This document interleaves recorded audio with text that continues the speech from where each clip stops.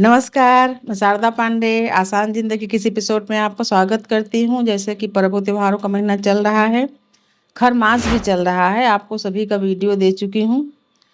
अब इसी खरमास से ही शुरू हो जाएगा, यानी कि चैत के कृष्ण पक्ष की अष्टमी से शुरू हो जाएगा शीतला सप्तमी। कहीं कहीं शीतला सप्तमी बोलते हैं और कहीं कहीं शीतला अष्टमी बोलते हैं। दोनों दिन पूजा होती है, कहीं कहीं सप्तमी पर होती है, कहीं कहीं अष्टमी पर होती है। तो इसके पहले हम आसान जिंदगी में शीतला सप्तमी का या शीतला अष्टमी का पूजन करके नीम के नीचे जाके पूजन करके दिखाई हूँ। दह बैठाना भी बताई हूँ। आप पिछले वीडियो में यानी कि 17-18 के वीडियो में आप जाके देखेंगे तो आपको पूजन विधि मिल जाएगी। आगे विस्तार से मैं आपको शीतला अष्टमी के बारे में बता रही हूँ। इससे पहले आप हमारे चैनल आसान जिंदगी को सब्सक्राइब कर लें, आगे आपको सभी वीडियो मिलते रहेंगे। पहले आप लोग बोले थे कि विवाह के गीत, सुहाग के गीत, विवाह के कुछ कार्यक्रम जैसे कि घाट पाट उठाना, ये सभी का वीडियो, यानी हम अपने भतीजे के विवाह में आए थे तो हम इसको रिकॉर्ड करके रखे हैं। सभी वीडियो बेसिक जानकारी का आपको देंगे, तो चैनल को सब्सक्राइब कर लें तो आपको सभी वीडियो मिलते रहेंगे।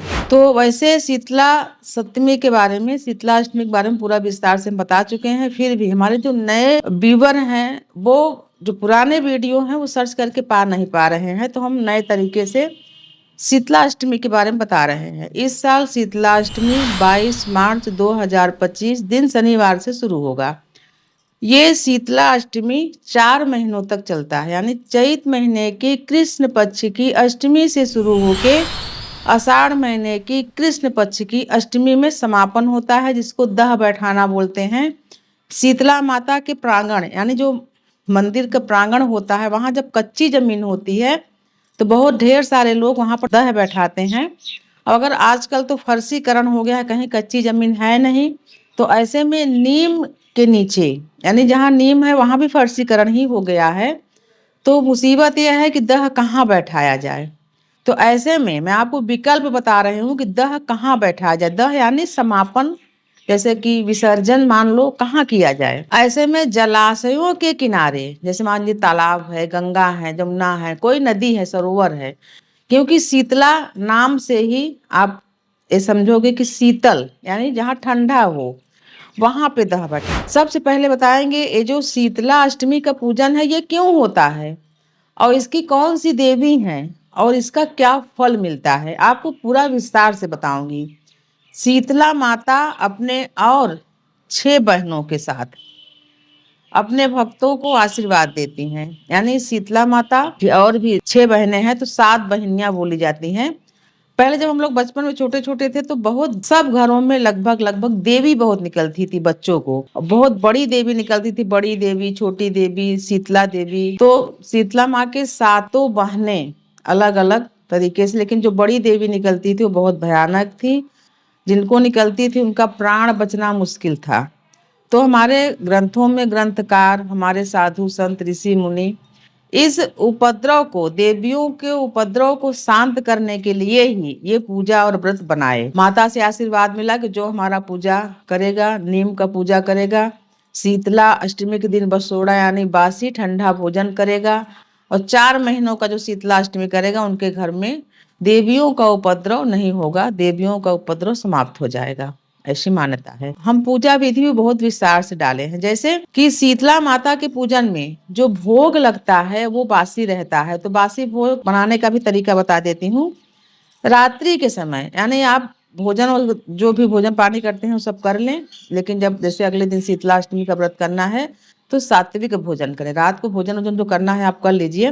फिर स्नान करने के बाद रात्रि में 12 बजे से पहले किसी भी प्रहर में शीतला माता के लिए पूरा भोजन बनाएं। पूरा भोजन यानी जैसे पकवान होता है, वो पूरा रात को इसलिए बोल रही हूँ क्योंकि गर्मी पड़ने लगी है, तो आप जैसे पहले से बना के रखोगे तो खराब भी हो सकता है, पर आप फ्रिज में भी रख सकते हो। लेकिन फ्रिज में अन्न और कोई चीजें न रहें, जैसे कभी कभी और तमाम चीजें इधर उधर की चीजें रख देते हैं, उसमें भगवान का भोग नहीं रखना चाहिए, या ऊपर वाले खाना में रखें, या उस दिन फ्रिज में बाकी चीजें ना रखें। पानी वगैरह को छोड़ के दूध साफ रहे तो उसको रख सकते हैं, शीतला माता का भोजन भी रख सकते हैं जो ऐसा लगे कि जैसे खराब होगा, बाकी पूरी वगैरह खराब होती नहीं है। तो शीतला माता के जो भोग है उसमें सभी आप सब भोग बना सकते हैं, नमक वाला भी, खटाई वाला भी और मीठा भोग भी सब बना के ऐसे स्वच्छता से रखें कि कोई जीव जंतु उसको जूठा न करे।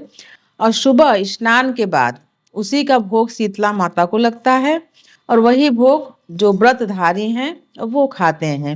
ऐसी मान्यता है कि इस दिन घर में चूल्हा नहीं जलाया जाता है, चाहे दूध हो, चाय हो, जो भी चीजें गर्म करनी जो कोई करनी है, जो इस विधि को मानता है, यानी जिस घर में ये विधि को माना जाता है, पूजा होता है शीतला माँ का, उनके घर में चूल्हा नहीं जलता है। किसी भी तरीके से चूल्हा नहीं जलना चाहिए। और माँ शीतला की पूजा में भी किसी प्रकार का दीपदान, धूप, अगरबत्ती भी नहीं जलाई जाती, हवन भी नहीं किया जाता। आरती की जाती है कलश से, कुंभ से, जैसे मैं बताई भी हूँ।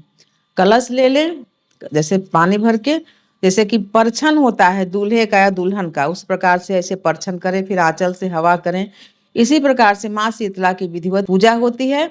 माँ शीतला के पूजन में कभी तड़क भड़क कपड़ा न पहने, जैसे कि लाल चमकीला ऐसा कपड़े नहीं, एकदम सौम्य लाइट कलर का कपड़ा पहन के माता का पूजा करें। जैसे देखते होगे घरों में जब देवी निकलती हैं तो कहा जाता है कि जिनके देवी निकली हैं उनके सामने लाल या तड़क भड़क वाला कपड़ा पहन के न जाए, तड़का न लगाएं, छौंक न लगाएं।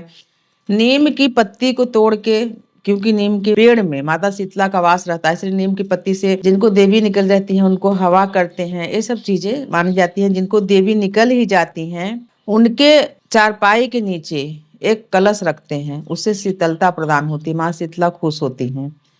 मान्यता के अनुसार जब ये शीतला अष्टमी शुरू होती है उसी समय से, जैसे कि दही है, मट्ठा है, इनका सेवन ज्यादा से ज्यादा करना चाहिए। उससे क्या होता है, जो लू लगने का डर रहता है या जो शरीर में गर्मी होती है वो शांत रहती है।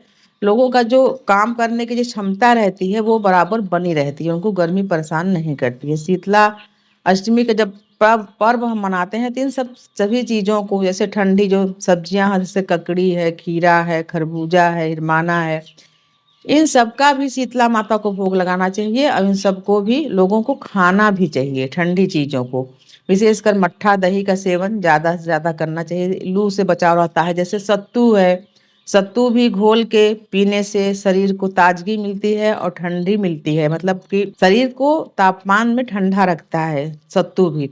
जैसे आपको मान लो कहीं बाहर जाना है तो सत्तू को घोल के थोड़ा काला नमक जीरा डाल के उसको पी लेते हैं, खा लेते हैं, तो शरीर में ऊर्जा बनी रहती है। लोगों को जैसे चक्कर वक्कर आना की तमाम चीजें रहती है, वो सब चीजें नहीं होती हैं। तो मैं आपको शीतला अष्टमी पर्व के बारे में बता रही हूँ। जिनके यहाँ देवी का प्रकोप, यानी आए दिन बच्चों को अगर देवी निकलती हूँ तो मनौती मान लें कि हे शीतला माता, हम आपका शीतला अष्टमी का जो व्रत होता है वो करूंगी 4 महीने का। और नीम के पेड़ का पूजा, नीम के पेड़ में यानी धागा बांधना और सिंदूर हल्दी कुमकुम से पूजा करना, ये सभी चीजें करनी चाहिए।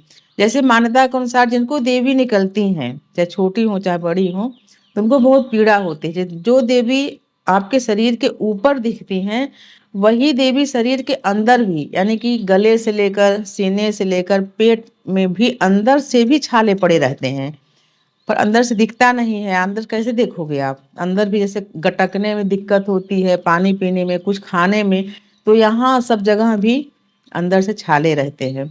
बहुत कष्ट उठाता है व्यक्ति जिनको देवी निकलती हैं। तो मैं आपको बता रही हूँ कि आप मनौती मान लें। और नीम के पेड़ का पूजा जैसे कैसे करोगे आप, आसपास में शीतला मंदिर होती है, वहां जाके पूजा कर सकते हैं। शीतला मंदिर दूर है या नहीं जा पा रहे हैं तो नीम के पेड़ में माँ शीतला के स्वरूप का स्मरण करके उनकी विधिवत पूजा करें। विधिवत पूजा में जल जरूर चढ़ाएं, कच्चा दूध चढ़ाएं, कच्चा सूत से फेरी लगाएं, हल्दी कुमकुम और सभी भोग भी वहीं पर चढ़ा दें। जो सतबहिनियां हैं, सातों बहनों का नाम लेकर भोग चढ़ा देना चाहिए, तो सातों बहनों के प्रकोप से बचा जा सकता है। मान लो जैसे घर में देवी निकलती हैं, मान लो जैसे आप व्रत किए, तो ऐसा अभी के समय में संभव नहीं है कि आप गैस न जलाएं या चूल्हा न जलाएं। घर वाले बोलेंगे भाई चाय बनाओ, खाना बनाओ, जो आप पूजा तो कर सकते हो, लेकिन ऐसे में कई चीजें बताती हूँ कि जो लोग चाह कर भी नहीं कर पाते। जैसे मौन व्रत मैं कई बार बताती हूँ कि आप भूखे तो रह सकते हो कई दिनों तक, प्यासे भी 1 आध दिन तक रह सकते हो, लेकिन मौन व्रत रहना मुश्किल है। उसी प्रकार से घर में चूल्हा न जले, ये भी बहुत मुश्किल है। चूल्हा घर वालों के लिए, जो भक्त है वो तो बोलेगा चलो भाई हम खा लेते हैं, आराम से हम चूल्हा नहीं जला, लेकिन घर वालों के लिए चाय नाश्ता और खाना के लिए चूल्हा जलता है, तो इसके लिए क्षमा प्रार्थना कर लें। और आप विधि से देवी शीतला माँ का पूजा नीम के पेड़ में भी कर सकते हैं, कलश से आरती कर सकते हैं। जैसे जिनको देवी निकलती हैं तो उनको 8 दिनों तक, जैसे कि घर में छौंक कोक नहीं लगाते, तमाम चीजें नहीं की जाती हैं। 8 दिन के बाद चंदन चढ़ता है, तो चंदन यानी कि घी में या नारियल के तेल में हल्दी को मिला लेते हैं और उस व्यक्ति को सिर से लेकर पांव तक पूरे शरीर में उस तेल और हल्दी का लेप करते हैं। तो जो माता शीतला का जो गर्मी होती है वो शांत हो जाती है। और जो जिस व्यक्ति को शीतला माता निकलती है, यानी सातों बहन में कोई भी एक जैसे निकलती है, शीतला माता, निरंजन माता, बड़ी माता, छोटी माता, मझोली माता, सब निकलती हैं जब, तो उनको 7 दिनों तक पानी नहाना नहीं चाहिए। यानी कि उस व्यक्ति को बहुत बुखार रहता है, आप नहलाओगे उनको तो उनको और मतलब बुखार तेज होगा, बुखार भी हो जाता है, गटकने में दिक्कत होती है, तो उनको ऐसा कुछ भोजन दो, तरल भोजन, जिससे वो अच्छे से गटक सकें। पानी अच्छा शीतल पानी, ठंडा पानी पीने के लिए दो। तो जब 7वें दिन जब हल्दी चढ़ता है, चंदन भी, चंदन का जो असली चंदन होता है उसको भी घिस के लगाते हैं माथे होते पर, तो गर्मी शांत हो जाती है।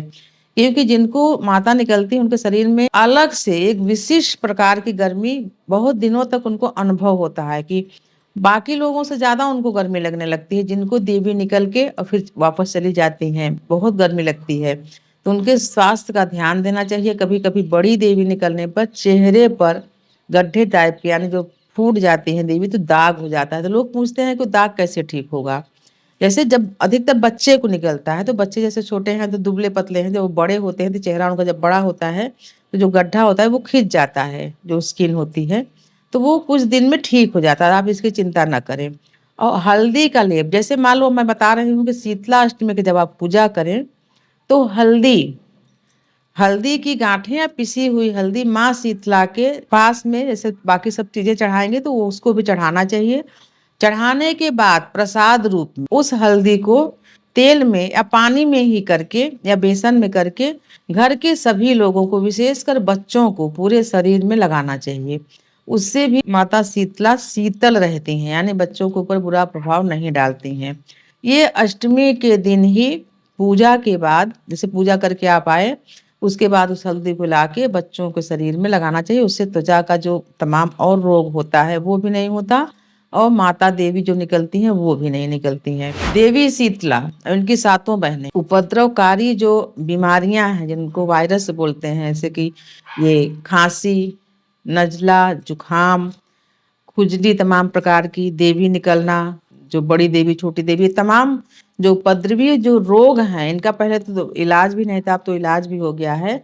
तो इनको ये ऐसा इनका प्रभाव है, पूजा करने से ये सभी रोग समाप्त हो जाते हैं या होते ही नहीं है। मैं आपको शीतला अष्टमी के बारे में बता रही हूँ। शीतला अष्टमी का जो पूजन होता है, ये जितनी सुबह हो सके, यानी जो सूर्य की जो किरणें हैं, जो सूर्य की रोशनी है, ये जितना ही कम रहे या सूर्य न उदय हुए रहे। मान लीजिए बहुत देर दूर दराज में शीतला मंदिर है या नीम का पेड़ है, आप वहां को जाते जाते देर हो जाए, लेकिन आप यही प्रयास करें कि जितनी सुबह हो सके उतनी सुबह स्नान करके, क्योंकि भोग प्रसाद बना ही रहेगा।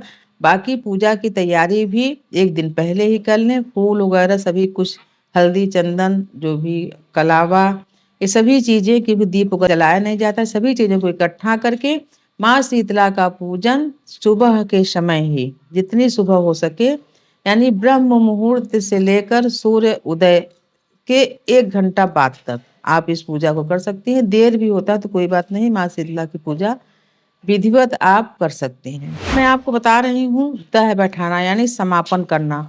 तो जो आषाढ़ महीने की कृष्ण पक्ष की जो अष्टमी होगी, उस अष्टमी में आप एक मटका लाएं, मिट्टी की मटकी होती है, कोरी, एकदम साफ नई। उस मटकी में दही, गुड़, अक्षत, दुर्वा, पुष्प, हल्दी, सुपारी, कुछ पैसा, 1 रुपए सिक्का, और जो भोग प्रसाद बना है वो सभी भोग और प्रसाद रख के, और उसको मिट्टी के ढक्कन से ढक के, जैसे मैं बताई कि अगर देवी का प्रांगण हो तो बहुत अच्छा है, नहीं है नीम के नीचे, और नीम के नीचे भी अगर फर्शीकरण हो गया है तो तालाब या सरोवर या गंगा के किनारे आप कम से कम 1.25 फीट गड्ढा खोदें, और उस गड्ढे में उस बंद जो मटकी है, मटकी को घर से ही बंद कर लें या आटा से बंद कर लें या किसी चीज़ से उसको बंद कर लें कि उसमें मिट्टी वगैरह ना घुसे। बंद कर लें, बंद करने के बाद उस खड्डे में डाल के उसको मिट्टी से ढक लें कि कोई पाँव वगैरह रखे तब भी वो फूटे ना, नुकसान ना हो। ये नहीं कि थोड़ा-सा गड्ढा करके उसको ऊपर दिख रहा है वैसे रख दिया, ऐसे नहीं। 1.25 फीट गड्ढा में ही रखें और उसके बाद उसको मिट्टी से ढक के और उस पर 1-2 पुष्प और अक्षत भी डाल दें और प्रणाम कर दें कि लोग देखें, जाने कि हाँ, यहाँ पूजा हुई है, वहाँ पाँव ना रखें। ऐसा करने से माँ शीतला अति प्रसन्न होती हैं। दही जो बताई हूँ, दही को सबसे बाद में डालें। सबसे पहले अक्षत, सुपारी, हल्दी, दूर्बा और पुष्प डालें। उसके बाद और बाकी चीज़ें जैसे गुड़ और दही बताई हूँ, ये सबसे बाद में डालें। भोग प्रसाद डालने के बाद दही डालें। दही एक शांति, जैसे हम हवन कराते हैं तो अंत में क्या डालते हैं? दही डालते हैं।